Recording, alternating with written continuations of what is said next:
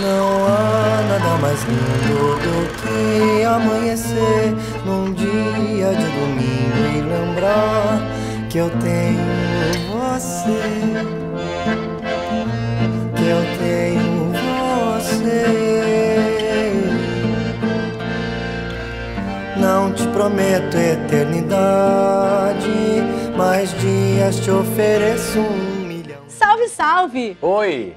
Mais um ano que a gente começa, né, Marcelo? Chegamos, né? Ai, 2016. E a gente começa com muita disposição, sonhos, metas, ideais. É a hora de fazer uma revisão, né? Quem quer começar a fazer o regime, faz, esquece a agenda passada, como eu falo, quebra o retrovisor do carro. Passado não se vive, olha pra frente, visão de águia, muita fé e muita esperança. É isso aí. E daqui a gente segue com muito orgulho da nossa terra, cultura e da nossa gente. Dos nossos costumes, nosso trabalho, o orgulho de ser pé vermelho e também um orgulho enorme, né? De ser um grande brasileiro. Verdade.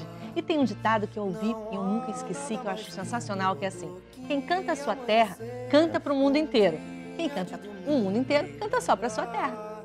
Então, é tão verdadeiro, mas tão verdadeiro isso, Lu, que a gente dedicou esse programa. As genialidades, as pessoas que são diferentes no Paraná, são ilustres, que fizeram uma diferença para todo mundo e que nós dois temos muito orgulho. Muito orgulho.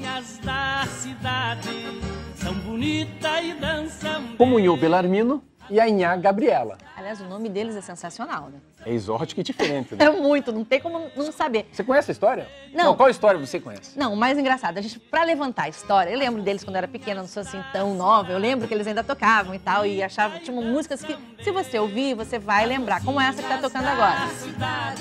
Então, lá embaixo, a gente fazendo a pesquisa, quando a gente decidiu fazer, né, Marcelo? E o pessoal mais novo falou: ah, Inhô Belarmino, sei sim quem é, só aquele pessoal daquela pracinha, eles achavam que era só isso. Não é nada a ver. E o sol já vai entrando. Aí ele começou a cantar com a irmã dele. Aí começou a cantar com a irmã dele, ela chama-se Inhá Quitéria e o Inhô Belarmino. Mas ele foi com 16 anos, em 1936, ele foi numa rádio clube, chegou lá, tinha uma moça chamada Júlia Alves. Apaixonou. Se apaixonou, 2 anos depois já casou e começaram a tocar. E como ela era também muito interessante, ele deu um nome pra ela, que é a Inhá Gabriela. E a Gabriela é a Júlia. É, e o que eles tocavam? O que eles tocavam? Gaita e viola. Aliás, a origem da música verdadeiramente caipira do nosso estado. Vamos ver? Inhô Belarmino e a Gabriela, a mais famosa dupla caipira de raiz paranaense, era formada por Salvador Graciano e sua esposa Júlia Alves. Ambos nasceram na década de 20, ele em Rio Branco do Sul e ela em Morretes. Salvador cantava desde menino e aos 14 anos adotou o nome artístico. Também compunha, tocava viola e gaita de 8 baixos. Em 1939, casou-se com Júlia e juntos tiveram 3 filhos. A dupla, que nasceu por acaso, começou a tocar profissionalmente um ano depois. Faziam shows e programas de auditório em rádios, onde trabalharam, aliás, mais de 20 anos. O primeiro disco saiu em 1953. Ao todo, foram 17 discos de 78 rotações, 3 compactos e 11 LPs. Em 1959, chegou o merecido reconhecimento nacional, com a gravação de As Mocinhas da Cidade. Vamos lá, o quê? Opa, vamos ver, tá. Falar sobre escritores sérios paranaenses? Não. Não, a gente pulou essa cabeça. Aí. Voltando, sorrindo, que a gente viu que é fofo. Legal, né? É muito legal. Muito legal. Bom, entre tantos e também... Desculpa. Muito fofos, né? Eles eram muito bons, né? Não. Sensacionais. Eu jurei que não ia mais falar sensacional em 2016. Mas Blaster, sim. Blaster. Eles eram Blaster, isso mesmo. Bom, entre tantos paranaenses geniais, antigos e atuais, a gente destaca o trabalho de Helena Collodi, Paulo Leminski e a dama, a mulher. musa, A mulher a da sensacional fidalguia, o dom, o charme. Quem era? e da erudição, a nossa primeira Miss Paraná, acreditem. Além de carisma e beleza, ela era poliglota, ela era encantadora e vanguardista. Com vocês, a musa dos paranistas, Didi Caê. A primeira Miss Paraná a concorrer ao Miss Brasil nasceu Marie Delphine Caê, em 1910, na capital. Mais conhecida como Didi Caê, teve uma educação impecável, falava vários idiomas e também tinha muito carisma. Aos 19 anos, rompeu o noivado e foi para o Rio de Janeiro participar do concurso. Encantou a todos por lá e, em seu retorno, foi recebida com honras e muita festa por mais de 30 mil pessoas. mesmo tendo ficado em segundo lugar. Além de bela e culta, foi a primeira mulher a gravar um disco de poesias no Brasil. Com seu sucesso, ajudou o Paraná a ficar mais conhecido e respeitado. Quando casou e teve filhos, afastou-se do público. A Vênus paranaense, musa dos paranistas, escreveu 3 livros. Uma mulher de vanguarda, um ícone. Helena Collodi nasceu em Cruz Machado em 1912. Filha de pais ucranianos que se conheceram no Brasil, estudou piano, pintura e aos 12 anos fez seus primeiros versos. Aos 16, publicou o primeiro poema. Apaixonada pela vida, dedicou parte da sua ao ensino. Foi a primeira mulher a publicar haikais no Brasil, em 1941. Membro da Academia Paranaense de Letras, ganhou um filme dirigido por Cível Bach, chamado A Babel de Luz. Respeitada e admirada por escritores nacionais e internacionais, Helena deixou um exemplo de força e doçura, com seus poemas impressos em mais de 20 livros distribuídos em vários países. Uma mulher que deixou viva em sua obra a visão amorosa do artista. Ler Helena nos ajuda a descortinar o belo e o bem no mundo. Paulo Leminski nasceu em Curitiba em 1944. Dono de uma extensa e relevante obra, Leminski inventou um jeito próprio de escrever poesia, contos, ensaios, músicas e um jeito próprio de viver. Aos 14 anos, foi para o Mosteiro de São Bento e ficou um ano inteiro por lá. Casado com a também poetisa Alice Ruiz, teve 3 filhos, Miguel, Áurea e Estrela. Poliglota, traduziu diversas obras. Também foi professor de história e de redação, publicitário e jornalista. Poeta de vanguarda, foi chamado por alguns de poeta marginal, por suas generosas publicações em revistas e fanzines. Teve suas músicas cantadas por Caetano Veloso, Paulinho Boca de Cantor, Moraes Moreira, Pepeu Gomes, entre tantos outros. Sua obra impressiona, assim como seu legado. Leminski é referência do movimento cultural nos últimos 30 anos e continuará sendo. Ou do Puti Lazarotto, de algum deles, tá afim? Não, tem que dar mais tempo, senão eu não... Tá bom. Vamos lá. Tem a história dos tropeiros. Dizem que o Paraná é um estado de passagem. Jura? É, Viamão, Sorocaba, as pessoas passavam aqui, com os cavalos, com os gados, que é os tropeiros, saíam de lá e paravam em São Paulo. De lá onde? Sai de Viamão, Sorocaba. Viamão, Rio Grande do Sul, Sorocaba, São Paulo. Então Santa Catarina também era passagem? Também. Ficava no caminho. Tinha outro caminho, o caminho de Piabiru, que fica perto do Campo Mourão. Depois também tinha a Estrada da Graciosa, que tem muitas por causa histórias. da Guerra do Paraguai. Mas isso aí é lenda, sabe por quê? Não? Porque não é o estado de passagem. Não. As pessoas não passaram, Não. Elas fizeram a diferença. Elas ficaram. Não, fizeram a diferença no Paraná e no Brasil, tanto que tem o Paulo Leminski, tem a Collodi e tem a musa do movimento, né? E tanta gente genial que já passou por aqui e não passará da nossa lembrança. A história do estado do Paraná tem mais de 9.000 anos. As provas são encontradas em todo o território paranaense, nos vários sítios arqueológicos já pesquisados, como o sambaquis no litoral e as pinturas rupestres nos Campos Gerais. Desde o início do século XVI, exploradores europeus atravessaram de norte a sul e de leste a oeste o território paranaense, tendo sempre como ponto de partida o litoral atlântico. Em 1541, Dom Álvarez Núñez Cabeça de Vaca, partindo da ilha de Santa Catarina, seguiu por terra em direção ao oeste, tomando posse simbólica desse território, em nome da Espanha. Nesta fase, a coroa espanhola criou cidades e algumas reduções para assegurar o seu território determinado pelo Tratado de Tordesilhas, acordo bilateral entre os reinos ibéricos de Portugal e Espanha. No início do século XVI, os portugueses criaram 2 capitanias sobre o nosso litoral. A primeira, a capitania de São Vicente, na região compreendida entre a Barra de Paranaguá e de Bertioga. A segunda, a capitania de Santana, desde a Barra de Paranaguá até onde fosse legítima pelo Tratado de Tordesilhas.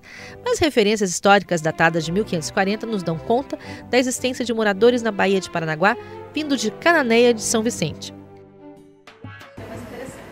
É verdade, é verdade. E para entender a origem do nosso estado, bacana também entender melhor a criação da nossa capital. Marcelo, você pode explicar o que você sabe pra gente? Uma cidade de mais de 300 anos que começa ali no Rio Atuba. Tinha uma Nossa Senhora que ela fica sempre de olho aberto, olhando para um pedaço da cidade, que hoje é Curitiba. E esse lugar que ela olhava, sabe qual praça que é? Não. É a Praça Tiradentes. Jura? É. E a cidade ainda continuava pequena, porque em 1820, Saint-Hilaire deixou 1820, peraí. Caramba, ela já tinha uns 100 e Não, poucos já anos. tinha passado mais de 130 anos. Tá. A cidade recebeu, ele mandou uma carta, o Saint-Hilaire, para um amigo, falando, olha, essa cidade é circular, é uma cidade diferente e hoje já tem 220 casas. Ai, que bonitinho. Vamos ver agora um pouquinho mais da história de Curitiba? Curitiba, 322 anos de história. Uma região de floresta com muitas araucárias foi marcada por guerras entre portugueses, espanhóis e índios. Nossa capital despertava então a cobiça por sua riqueza em ouro e pedras preciosas. Na tentativa de instalar a paz, o capitão Mateus Leme a elevou à categoria de vila em 29 de março de 1693, chamando-a Vila de Nossa Senhora da Luz dos Pinhais. O nome Curitiba passou a ser o oficial em 1721 e significa Pinheiral ou Terra dos Pinheirais na língua tupi-guarani. Tipo aqui bem perto. Você não era meu, né? Não, eu tô dividindo porque ficou sem considerações finais. Da reparte lá, né? É, a gente divide aqui no DP. Aí você segura um pouco o texto. Isso. Droga, era o César Lattes, mas eu posso usar, onde ele foi eu posso. Achei legal quando ela era. Eu gosto da ela. Hoje eu tô. Conhecer nossa história, valorizar nossos antepassados, saber de onde a gente veio, para onde vai, é muito importante, Nossa, não é, Marcelo? eu adoro essa história do antepassado. Se nós não soubermos quem fomos, qual que é a nossa identidade, quem são... Assim, eu gosto de falar antepassados por causa do Paraná. Assim. A imigração dos japoneses, italianos, alemães, os ucranianos aqui dessa região mais perto de Curitiba. Então nós somos, porque lá atrás, pessoas decentes vieram para cá, se instalaram e fizeram um Paraná que acorda cedo, que dorme tarde, que puxa esse estado, principalmente por causa do agronegócio, planta muito. Esse é o Paraná que nos orgulha. Verdade, na verdade, o povo paranaense, nós mesmos, todos somos muito trabalhadores, né? Essa raça miscigenada. Esse Paraná do leite quente. É, legal, né? A gente tem esse orgulho mesmo, a gente é bem bairrista porque é real, é um povo diferenciado. Como, por exemplo, a gente tem aqui, na nossa cidade, um ganhador do Prêmio Nobel, que quase ninguém conhece, nem no Brasil, quiçá aqui no Paraná, César Lattes. Ele foi o criador do Maison Pi. E também existe aquela plataforma Lattes, que é super famosa. Existe porque é uma homenagem ao próprio genial paranaense, curitibano, acredita? Vamos ver lá ele? Vamos, César Lattes. César Lattes nasceu Cesare Mansueto Giulio Lattes em 1924, na capital paranaense. Um dos mais importantes físicos do nosso tempo, foi co-descobridor do Maison Pi, que levou o Prêmio Nobel da Física de 1950. Se formou em matemática e física em São Paulo, e suas descobertas foram fundamentais para o desenvolvimento da física atômica. Grande líder científico, foi também um dos criadores do Conselho Nacional de Desenvolvimento Científico e Tecnológico, o CNPq. Em homenagem, o CNPq criou a plataforma Lattes, que é a base de dados de currículos e instituições das áreas de ciência e tecnologia. Viajou por muitos países, trabalhando, ensinando e fomentando suas descobertas e novas a outros cientistas. Um ilustre paranaense pouquíssimo conhecido aqui, mas muito respeitado pelo mundo afora. Oi, Lu, vamos voltar aqui. Não, a gente vai passar só, a gente vai dar uma passada primeiro. Ah, tá, ok. Caramba, cara, hein? Como é que pode, né? Mas tem mais um, Lu. Olha, quase ninguém sabe. O estádio do Morumbi, lá em São Paulo, foi projetado por outro paranaense. Sabe quem? Não. Artigas. Jura? Mas ele tem... Peraí, o Artigas é aquele que também fez a FAO? É, João Batista Vila Nova Artigas. Esse cara já era um cara diferente porque, assim, primeiro pense isso lá no começo, ele vai para São Paulo, um paranaense, em 1952, construiu esse estádio de futebol, essa maravilha, né? que é a casa do Rogério Ceni. Verdade. Em 1952. Ele foi também, como teve a ditadura, colocaram ele para morar no Uruguai, mas ele fez uma outra coisa, que é a Faculdade de Arquitetura e Urbanismo, que é a grande faculdade da USP, que ele construiu, que ele projetou, que teve uma obra de 1961 até 1969. Mas peraí, ele também fez alguma coisa em Londrina, não foi? Ah, ele fez o Cine Ouro Verde, e mais uma, assim, ele fez também a Ferroviária Antiga, é projeto dele, que não é mais Ferroviária Antiga de Londrina, hoje é o Museu de Arte. Vamos ver então Artigas. João Batista Villanova Artigas, filho de Brasílio Artigas e Alda Villanova, nasceu no Paraná em 1915. Um dos principais nomes da história da arquitetura brasileira, foi em São Paulo responsável pela formação de toda uma geração de arquitetos. Artigas fez parte do grupo de professores que deu origem à Faculdade de Arquitetura e Urbanismo da Universidade de São Paulo, a FAU. Foi exilado no Uruguai em 1969 pelo regime militar, voltando ao Brasil 10 anos depois, graças à anistia. É o arquiteto brasileiro mais premiado pela União Internacional de Arquitetos no século XX e deixou, além de seu exemplo, mais de 700 obras, entre elas o Estádio do Morumbi, em São Paulo, o edifício modernista Louveira e a sede da Faculdade de Arquitetura e Urbanismo na capital paulistana.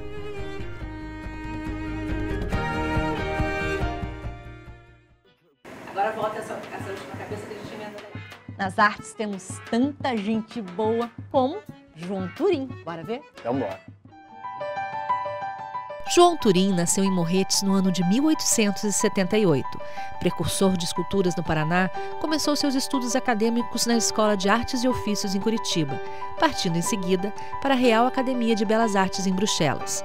Morou 10 anos em Paris e lá conviveu com Rodin, Modigliani, Isadora Duncan, entre outros. Em 1922, retornou ao Brasil e expôs no Rio uma estátua de Tiradentes que fez em Paris, sendo elogiado pela imprensa francesa. Turim é nacionalmente reconhecido como escultor animalista. É também um dos idealizadores do movimento paranista em nosso estado. Suas esculturas, baixos relevos, pinturas, monumentos históricos e outras obras estão espalhadas pelo mundo. Quando premiado no Salão Nacional de Belas Artes no Rio de Janeiro, disse: "Medalhas, diplomas, elogios me entristecem. Não fiz nada que possa me satisfazer." Bora, volta lá, por favor.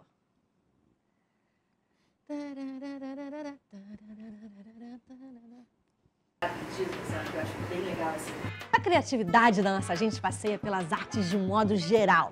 Pela música, Literatura, telas, esculturas e até pelos ares. Com gente daqui que já brilhou o mundo afora. tipo Poti Lazarotto, Rubens Munhoz. Augusto Stress. Bora ver? Vamos ver? Vamos lá. Napoleão Potiguara Lazarotto, nosso Poti, nasceu em Curitiba no ano de 1924. Filho de italianos, começou a se interessar por desenho bem cedo e a trabalhar ainda menino para ajudar no orçamento familiar. Com 18 anos, ganhou uma bolsa de estudos na Escola Nacional de Belas Artes no Rio de Janeiro, do então governador do Paraná. Foi colaborador da revista Joaquim de Dalton Trevisan, com ilustrações e notícias. Estudou litografia na França e, de volta ao Brasil, contribuiu para outros periódicos no Rio. Ao longo de sua vida, trabalhou com desenhos, gravuras, murais, serigrafia e litografia. Seus murais o tornaram famoso, embora tenha sido o desenho o seu principal veículo de expressão. Há obras de Poti espalhadas pelo nosso estado e em diversas cidades do Brasil e exterior.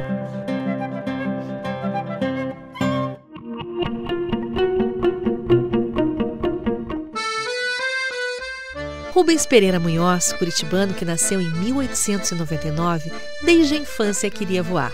Atleta na adolescência, considerava a aviação a mais desafiante modalidade esportiva. Prestou serviço militar no Rio de Janeiro, onde aprendeu mecânica de aviões e teve suas primeiras aulas de voo. Voltando a Curitiba, depois de muitos anos de trabalho e tentativas, conseguiu com os amigos Miguel Blasi e Felinto Eisenbach, em janeiro de 1932, inaugurar o Aeroclube do Paraná, o segundo mais antigo do Brasil. Graças ao reconhecimento público do Aeroclube e a seu pedido em 1936, Curitiba pôde ver um gigantesco dirigível sobrevoar a cidade, sendo ovacionado pela multidão que saiu às ruas para observar. Rubens Munhoz, um sonhador e realizador paranaense. Augusto Stresser nasceu em 1871 em Curitiba. Ainda pequeno, manifestou seu talento para as belas artes. Aos 8 anos, tocava flauta, contrabaixo e se apaixonou pela fotografia. Também tocava piano, mas seu amor pela música não o impediu de navegar em outras áreas artísticas. Foi desenhista, pintor, poeta, fotógrafo, além de jornalista. Criou um jornal ilustrado, o Guarani, e participou de vários outros. Sonhador e realizador, compôs a primeira ópera genuinamente paranaense, batizada de Sidéria, em homenagem à sua filha. A estreou em 1912 no Teatro Guaíra com grande sucesso. Entre as homenagens recebidas pelo compositor em Curitiba está uma biblioteca e uma importante avenida com seu nome. Chamou essa atenção, que chamou, né? É isso aí. Ele vai falar isso, eu faço uma emenda. Sem esquecer a nossa musa do teatro, Lala Schneider. Esmeralda Schneider, ou melhor, Lala Schneider, nasceu em Irati no ano de 1926. Grande atriz, ficou conhecida como a primeira dama do teatro no Paraná. Considerada uma das 5 melhores atrizes do Brasil. Atuou no teatro, televisão e cinema. Iniciou a carreira em 1950 e foi uma das fundadoras do Teatro de Comédia do Paraná. Fez 8 novelas, 99 peças de teatro, vários filmes, deu aula, dirigiu, interpretou e ganhou muitos prêmios. Em 1994, recebeu como homenagem a inauguração de um teatro em Curitiba com seu nome, o Teatro Lala Schneider. Uma mulher marcante que deixou viva a sua arte. Bom, a gente vai rapidinho ali pro intervalo e volta na sequência com muito mais histórias da nossa vida.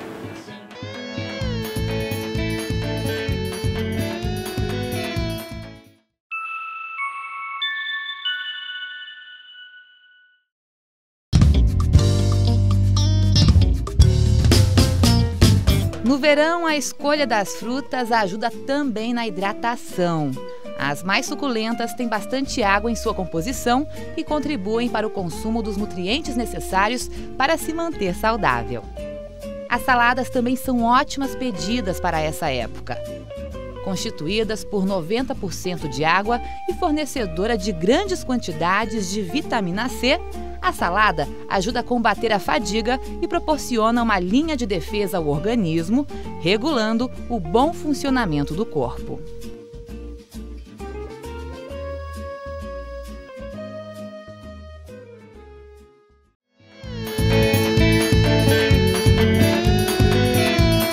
Mas não é só no passado que nosso talento está. Vemos nossos atores, escritores, autores, diretores brilhando pelo país inteiro, Lu. É verdade. Assim como já vimos Arrigo Barnabé. Michel Teló. Verdade, Thaís. Thaís Gulim. A Pequena Notável.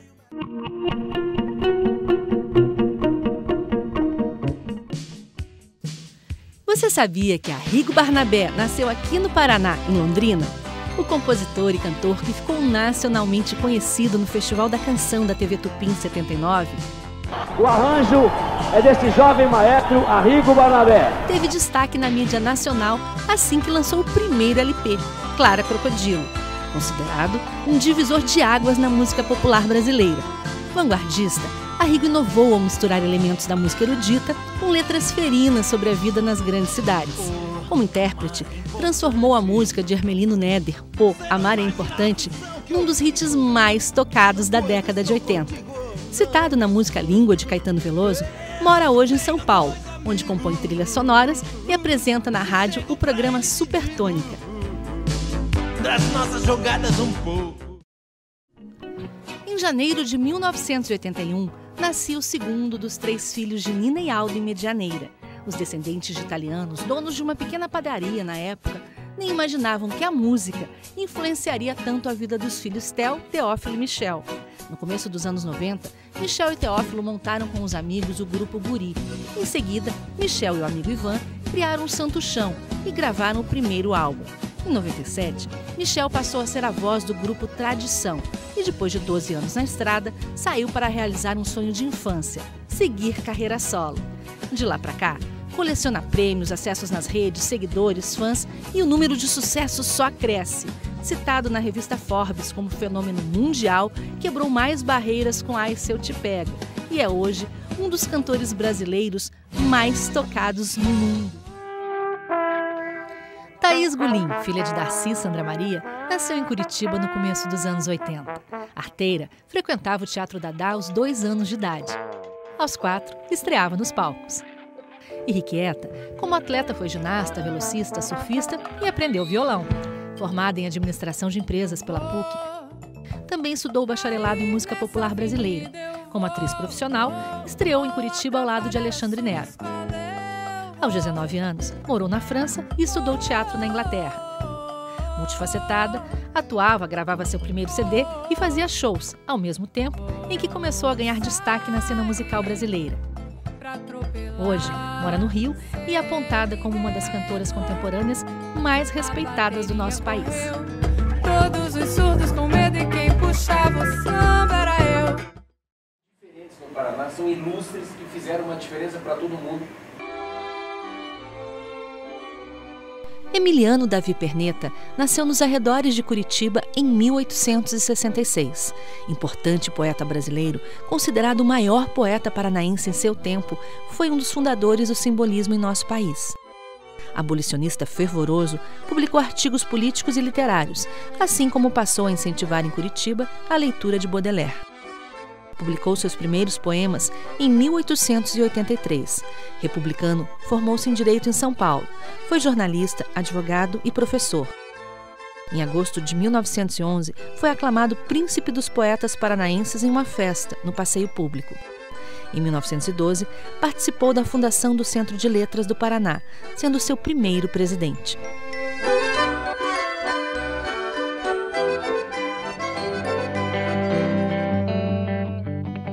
Gente bonita, tá me vindo a tentação.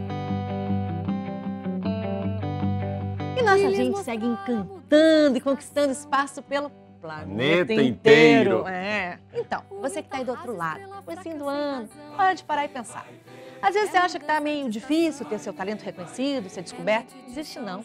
A mudança pode estar bem mais perto do que você imagina. Tipo, ali na esquina. Não, Marcelo? E fala talento. Uns falam talento. Não, talento é outra coisa.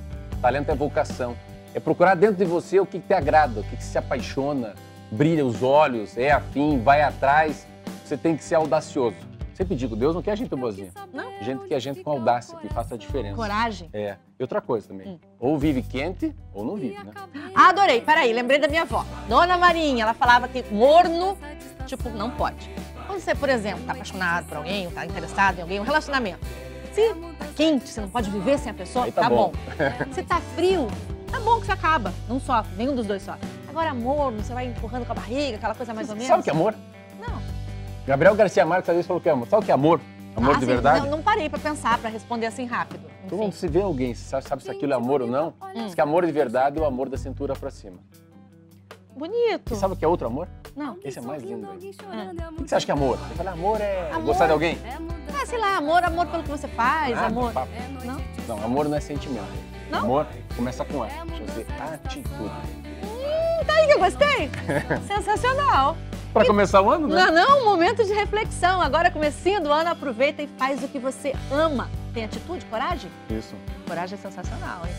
Nesse clima, a gente vai desejar que você tenha um ano maravilhoso, né? Se ame, se goste, faça a diferença. Não olhe pra trás e não escute muitos outros, né? Um amigo meu no começo do programa disse, quebre o retrovisor. Gostei disso. Não olhe pra trás. Então, a gente se vê no próximo sábado. Aliás, vocês assistem o Marcelo no MAC, às 19h15, antes do Jornal da Band. Aos sábados. E no domingo? E o lado B? Aqui. Bom ano, bom 2016. Fique com a gente. Fiquem com Deus. Valeu. Alguém sorrindo, alguém chorando, é multidão. Vai ver. É mudança de estação. Vai ver. É noite de São João. Vai ver. É mudança de estação. Vai ver. É noite de São João. Vai ver. É mudança de estação. Vai ver. É noite de São João. Vai ver. É mudança de estação.